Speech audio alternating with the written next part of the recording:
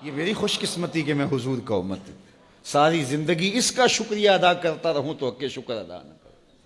ہم حضور کے امتی، نبی انتظار کرتے رہے، نبی منتظر رہے۔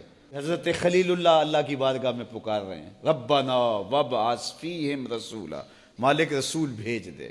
کوئی کہتا ہے لیسا بفظ ولا بغلظ، وہ ترشرو نہیں ہوگا، سخت مزاج نہیں ہوگا، ماتھے پہ شکنے لانے والا نہیں ہوگا، وہ پیار بانٹنے والا ہوگا، بس وہ آیا جا رہا ہے۔ حضرت عیسیٰ نے تو نام بھی بتا دیا نا، مبشرم برسول یاتی من بعد اسمہ احمد، لوگوں میں جا رہا ہوں، چلو نام بھی بتا دیتا ہوں، میرے بعد جو آنے والا اس کا نام احمد ہوگا۔ نبی انتظار کرتے رہے، 12 نبیوں نے انتظار کیا حضور کی امت میں ہونے کے لیے، تمنا کی۔ نستورہ راہب انتظار کرتا رہا، بحیرہ راہب انتظار کرتا رہا۔ شب ہجر کی سختیاں کوئی اس سے جا کے پوچھے، تیری راہ تکتے تکتے جسے صبح ہو گئی۔ زندگیاں گزار دی انہوں نے۔ سلمان فارسی کی کہانی سن لو، مجوسی کے بیٹے تھے، حق کی طلب میں نکلے، باپ نے گھر سے نکال دیا، ایک پادری کے پاس جا کے رکے، زندگی بھر اس کی نوکری کی۔ جب اس کا آخری وقت آیا، اس نے کہا میری تدفین کے بعد غموریا چلے جانا، وہاں کا پادری خدا رسیدہ ہے، تجھے اس سے کچھ مل جائے گا۔ کہتے میں وہاں سے غموریا آ گیا، پھر اس پادری کی ساری زندگی خدمت کی۔ جب وہ مرنے لگا تو اس نے کہا کوئی ایسا شخص نہیں ہے جس کے پاس اب میں تجھے بھیجوں، لیکن نبی آخر الزماں کے ظہور کے لمحے آ گئے ہیں، تو یہاں سے یثرب چلا جا، وہ اس نبی کی ہجرت گاہ ہوگی، تیری زندگی سنور جائے گی، تو نے بڑی محنت کی ہے، بڑی نوکری کی ہے میری۔ کہتے ہیں میں نے اس کو کہا کہیں ایسا نہ ہو میں دھوکہ کھا جو مجھے کوئی نشانی بتا دے۔ اس نے کہا 3 نشانیاں ہیں، ایک صدقہ نہیں لے گا، دوسرا ہدیہ رد نہیں کرے گا، تیسرا 2 کندھوں کے درمیان مہر نبوت ہو۔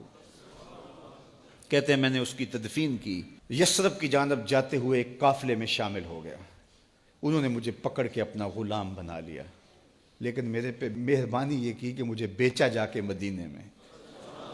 ایک یہودی نے مجھے خرید لیا، میں اس کے باغ میں گوڈی کرتا تھا، کام کرتا تھا، کھجوریں توڑتا تھا، لیکن میں انتظار میں تھا کہ کبھی وہ نبی آخر الزماں آئے تو مجھے دید ہو، کبھی عرش پر، کبھی فرش پر، کبھی ان کے در، کبھی در بدر۔ غم عاشقی تیرا شکریہ، میں کہاں کہاں سے گزر گیا۔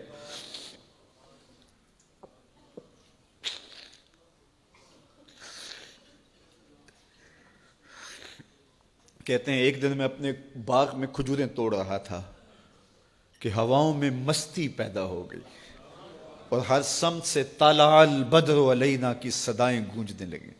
میں سمجھ گیا کہ وہ لمحے آ گئے، میں نے چھلانگ لگا دی اور دوڑ پڑا۔ میرے آقا نے سمجھا شاید غلام بھاگ گیا، اس نے دوڑ کے مجھے پکڑ لیا۔ میں نے اس کو کہا کہ میں نوکر تیرا ہی ہوں، لیکن دل نوکر کسی اور کا ہے، میں بھاگوں گا نہیں، مجھے جانے دے۔ میں کچھ کھجوریں لے گیا تھا صدقے کی نیت سے، جا کے حضور کو پیش کی۔ آقا کریم نے فرمایا ہم نبی صدقہ نہیں لیتے۔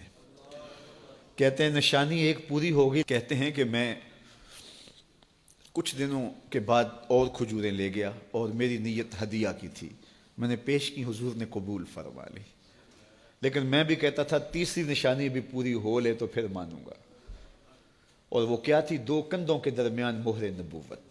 کہتے ہیں ایک دن حضور میرے باغ میں آئے اور آقا کریم نے اپنے مبارک کندھے پہ چادر رکھی ہوئی تھی اور چادر کی اوٹ میں مہر نبوت چھپی ہوئی تھی، اور میں پیچھے ہو کے دیکھتا تھا، اور میری آرزو یہ تھی کہ کوئی تیز جھونکا ہوا کا آئے اور چادر ہٹ جائے اور میں مہر نبوت کی زیارت کر لوں۔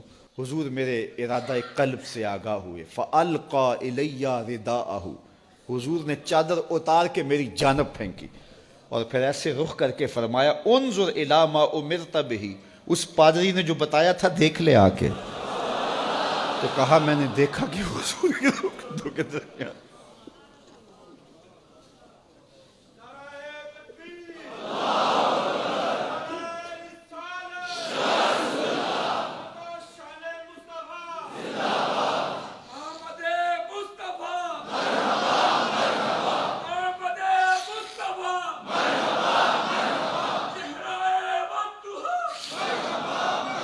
شب ہجر کی سختیاں کوئی اس سے جا کے پوچھے، تیری راہ تکتے تکتے جسے صبح ہو گئی۔